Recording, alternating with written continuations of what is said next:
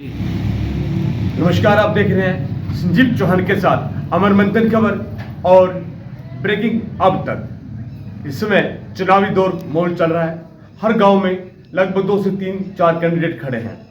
सभी अपने भाग्य को आजमा रहे हैं और आज पधारा गांव में रवि राणा जी हैं, वो भी अपने भाग्य को आजमा रहे हैं। किस्मत किसका साथ देगी अभी बंद मुट्ठी है, मुट्ठी अभी खुली नहीं है।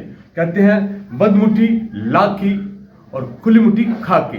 तो इस समय हम चर्चा करना चाहेंगे रवि राणा से। छोटी उम्र के कैंडिडेट है, युवा कैंडिडेट है।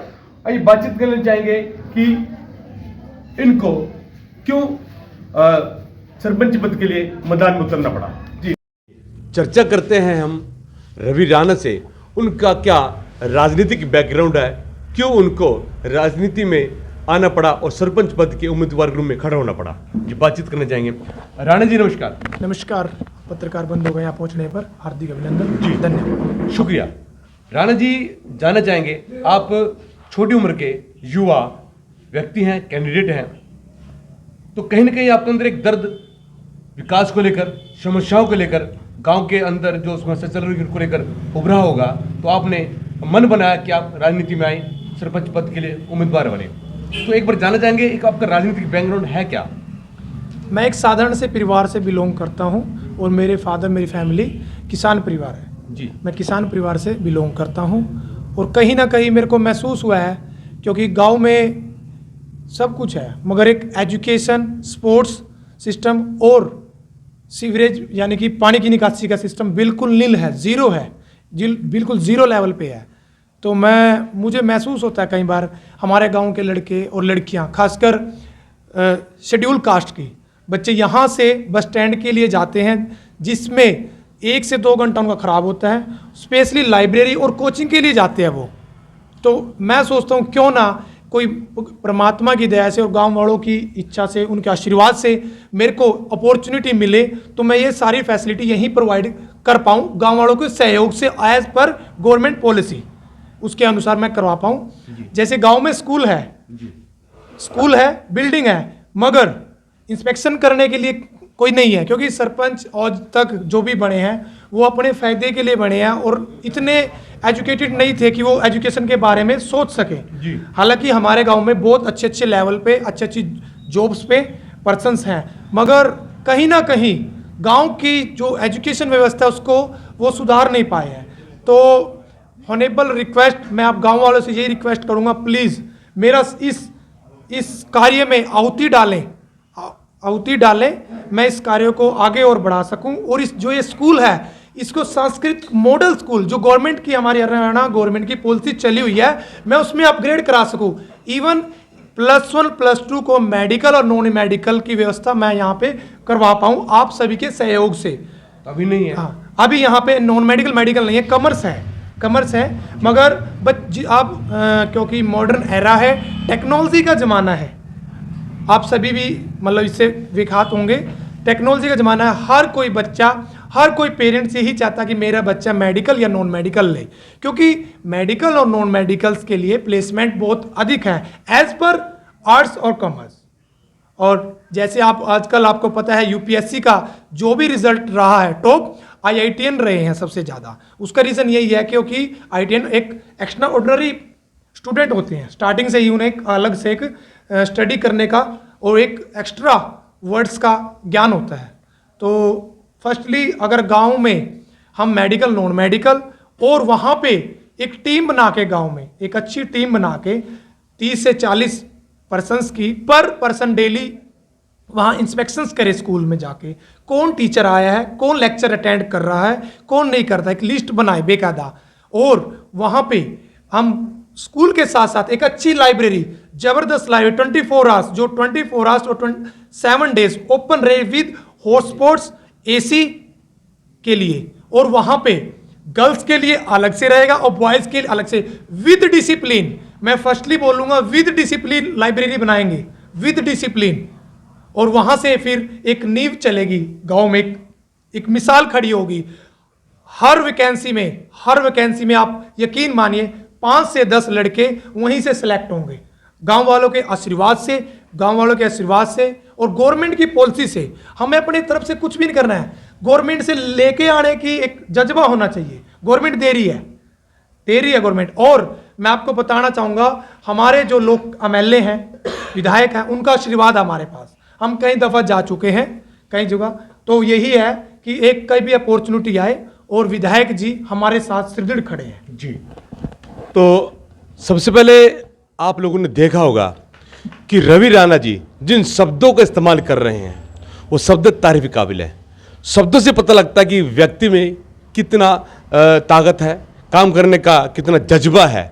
शब्दों से पता लगता है कि जो शब्द दिमाग में आते हैं और वो दिमाग कहीं ना कहीं विकास की तरफ अग्रसर चलता है।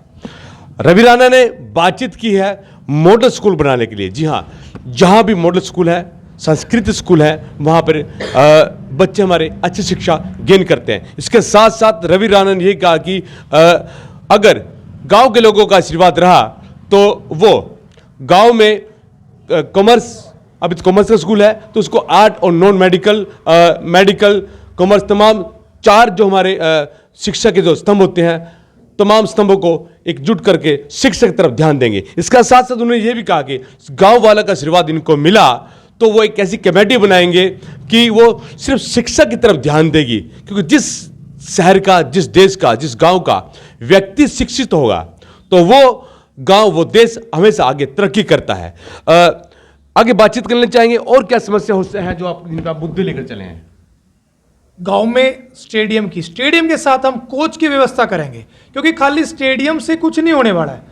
कोच होंगे, वहाँ पे रेगुलर मॉर्निंग इवनिंग प्रैक्टिस चलेंगी।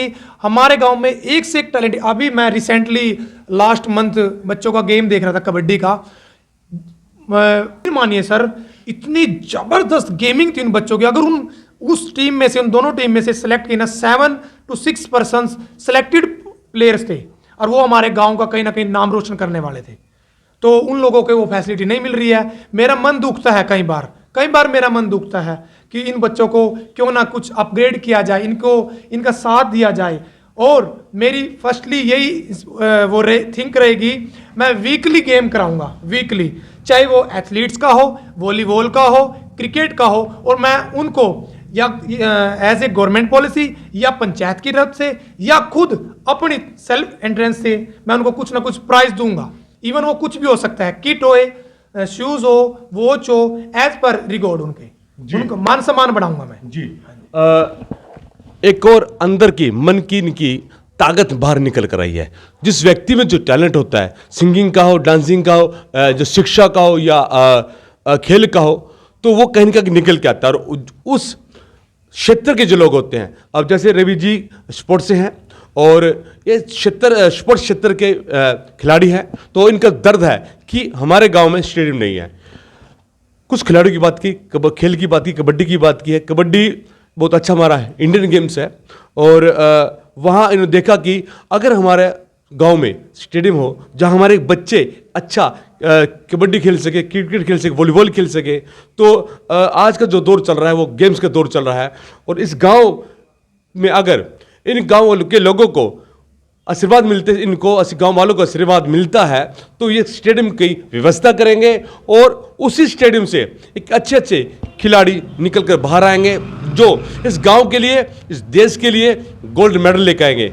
और इसके साथ साथ और चर्चा करना चाहेंगे जल्द ही। जी रवि जी, इसके साथ और क्या लगता है कि समस्या है शहर में, लाइटिंग की, पानी, सड़कों की, बिजली की, साफ सफाई की? बिल्कुल, जैसे ही गाँव में एंट्री करते हैं जी, साथ लगता नाला है जी, वो जैसी बारिश तो होगी चंडीगढ़ या दिल्ली, वो पहले ओवरफ्लो हो जाएगा। ओवरफ्लो है उसका फर्स्टली पहले बनते ही, अगर परमात्मा ने और गांव वालों के आशीर्वाद से हमें ये अपॉर्चुनिटी मिली, सबसे पहले उस नाले का समाधान हम अपने पूरे तन मन धन से और लोगों को एक साथ लेके उस नाले का निवारण करेंगे, क्योंकि वो गांव की एंट्रेंस है और गांव की एंट्रेंस को एक अच्छे तरीके से मेंटेन करेंगे विद लाइटिंग के थ्रू। और दूसरा, हमारे गुरुजी बैठे हैं, मेरे बड़े भाई है संजय राणा जी, उन्होंने अब से नहीं, मेरे ख्याल लास्ट 1 डिकेड से, 10 साल से फ्री कोचिंग दी है गांव में। और कम से कम 25 से 30 स्टूडेंट ज़्यादा, आई थिंक गांव के किस गेम में वो कंपटीशन की तैयारी कराते हैं, SSC, HSC और UPSC की। कई बच्चे सिलेक्ट भी हुए हैं, उनसे एक रुपया भी उनसे नहीं लिया गया। आप ये सर्वे भी कर सकते हो, खुद पूछ सकते हो, किसी बच्चे से 1 रुपया नहीं आया। तो यही पॉलिसी हम गांव में लेकर आना चाहते हैं। संजय राणा जी का हमारा पूरा सहयोग रहेगा, वो यहीं पे सुबह शाम कोचिंग की व्यवस्था खुद उनके अंडर रहेगी। जी राणा जी, चलते चलते हमें बता दीजिए, जनता को बता दीजिए, हमारे व्यूवर को बता दीजिए, आपके गांव की जनता को बता दीजिए, आपका चुनाव चिन्ह क्या है? मेरा सभी ग्रामवासियों से हाथ जोड़कर विनती है, मेरा चुनाव चिन्ह चाबी ताड़ा है, और प्लीज़ ज़्यादा से ज़्यादा इस पे वोट करें, सपोर्ट करें, क्योंकि मैं सभी पेरेंट्स से हॉनेबल रिक्वेस्ट करूंगा, क्योंकि आपके बच्चों का भविष्य है। प्लीज़ कास्ट से थोड़ा से ऊपर उठ के थोड़ा सोचे, भविष्य है ये। आपको 5 ईयर का गेम नहीं है, ये फ्यूचर का गेम है। प्लीज़ फ्यूचर के बारे में सोच के, प्लीज़ अपने बच्चों के बारे में सोच के एजुकेशन पे मोर लगाएं। Education is a very important. Without education no gain. Please education के हिसाब से, और स्टेडियम, सीवरेज, निकासी का अपना फर्स्ट रहेगा, क्योंकि ना निकासी की कोई ज़्यादा बड़ी प्रॉब्लम नहीं है, क्योंकि जो हमारे पौंड हैं, जो हमारे तालाब हैं, वो आटे पड़े हैं, उनको हम खदवाएंगे, और रेनिंग सिस्टम का, रिचार्ज का सिस्टम रखेंगे, क्योंकि इन्वायरमेंट को भी हमने ध्यान में रखना है। अगर वाटर रिचार्ज नहीं होगा तो बारिश कैसी होगी? तो इन्वायरमेंट को मद्दे में रख के हम उनको खदवाएंगे, उनके निकासी का फर्स्टली ऑप्शन रहेगा। आप हैं रवि राणा जी, जो कि गांव पधाना से सरपंच पद के उम्मीदवार के रूप में खड़े हैं, और इनका जो चुनाव चिन्ह है वो है ताला चाबी। और अहम मुद्दों पर रवि राणा जी इस समय जो फाइट कर रहे हैं, जो मुद्दा गांव की जनता के विकास के लिए चल रहे हैं, वो है शिक्षा और खेल और वाटरिंग के लेकर जो इनका बना हुआ है, सीवरेज को लेकर बना हुआ है। तमाम बहुत से मुद्दे आप देख रहे हैं, अपने बात में आपने सुना भी है, तो तमाम मुद्दे लेकर चले हैं। आइए बातचीत करना चाहेंगे, एक शख्स इनके साथ खड़े हैं, उसको उनके नाम क्या, वो किस प्रकार से इनका सहयोग कर रहे हैं। जी नमस्कार सर। नमस्कार सर। सबसे पहले तो आप सभी को नमस्कार, आपके जितने भी दर्शक हैं उन सभी को आज जोड़कर नमस्कार मेरा भैया, ठीक है।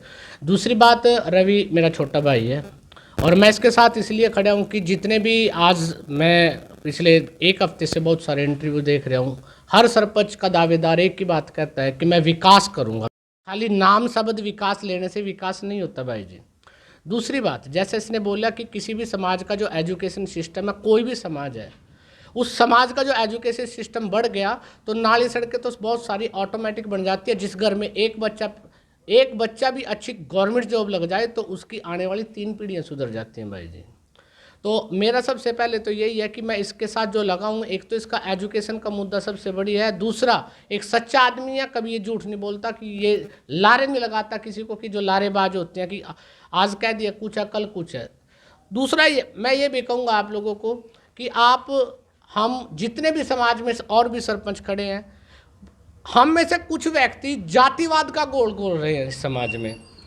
वो जातिवाद का जो गोल है वो आज आप लोगों के लिए तो आज इलेक्शन है, आज तो आप लोगों के लिए भाषण की सामग्री है वो, परंतु आने वाले समय में लिए वो समाज के लिए बहुत घातक सिद्ध होगा और वो समाज में खाई पैदा करेगा। तो मेरा सभी से निवेदन है कि अपना किसी भी तरह का आप लोग भाषण दीजिए, परंतु इस जातिवाद के गोल जो आपका जहर है इसको मत गोले समाज में, ठीक है। शुक्रिया।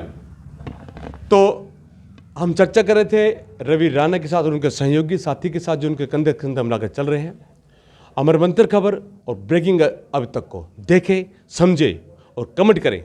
शुक्रिया। लेकर चले अमरमंथन खबर को अपने संग। लाइक करें, कमेंट करें, शेयर करें और फॉलो करना ना भूलें। अमरमंथन खबर आपका अपना चैनल।